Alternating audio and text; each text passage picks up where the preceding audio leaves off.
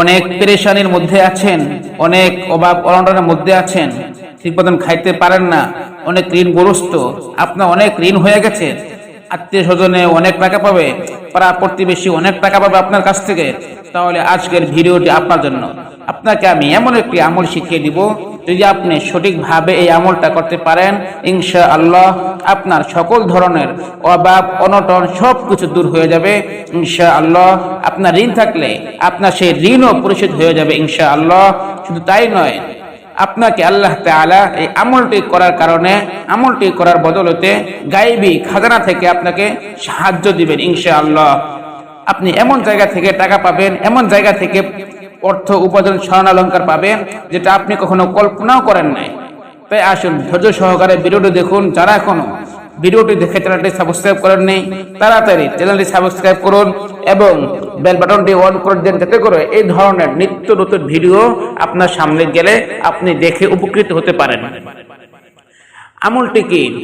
আমলটি করার আগে আপনাকে নিজেকে পবিত্র হতে হবে। আমলটি ফজরের নামাজের পরে অথবা মাগরিবের নামাজের পরে করতে পারেন, অথবা রাত্রে ঘুমানোর আগ মুহূর্ত করতে পারেন, আপনার ইচ্ছা। আমলটি করার আগে আপনি নিজে পবিত্র হবেন, তারপরে একটি পবিত্র জায়নামাজ বিছিয়ে পবিত্র জায়গায় বসবেন। তারপরে 3 বার আস্তাগফিরুল্লাহ আস্তাগফিরুল্লাহ আস্তাগফিরুল্লাহ পড়বেন। তারপরে 3 বার দুরূদ শরীফ পড়বেন, দুরূদ ইব্রাহিম, যেটা আমরা নামাজের মধ্যে পড়ে থাকি।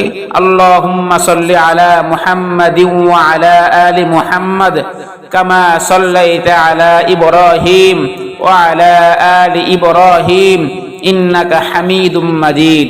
আল্লাহুম্মা বারিক আলা মুহাম্মাদিন ওয়া আলা আলি মুহাম্মাদ কামা বারাকতা আলা ইব্রাহিম ওয়া আলা আলি ইব্রাহিম ইন্নাকা হামিদুম মাজিদ। যদি আমরা এটা না পারি, তাহলে ছোট যে সংক্ষিপ্ত দুরূদ শরীফটি আছে সেটি আমরা পড়ব। সাল্লাল্লাহু আলাইহি ওয়াসাল্লাম সাল্লাল্লাহু আলাইহি ওয়াসাল্লাম সাল্লাল্লাহু আলাইহি ওয়াসাল্লাম। তারপরে সূরা লুকমানের 26 নম্বর একটি আয়াত রয়েছে। আয়াতটি হলো লিল্লাহি মা ফিস সামাওয়াতি ওয়াল আরদ ইন্নাল্লাহা হুয়াল গনিয়ুল হামিদ। লিল্লাহি মা ফিস সামাওয়াতি ওয়াল আরদ ইন্নাল্লাহা হুয়াল গনিয়ুল হামিদ।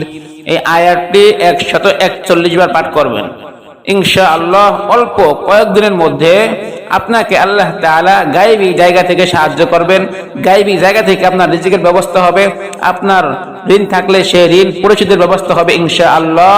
তাই এই আমলটি আপনারা সহি নিয়তে, খালিস নিয়তে যেভাবে বলেছি সেভাবে করার চেষ্টা করেন, ইনশাআল্লাহ আপনি উপকৃত হবেন।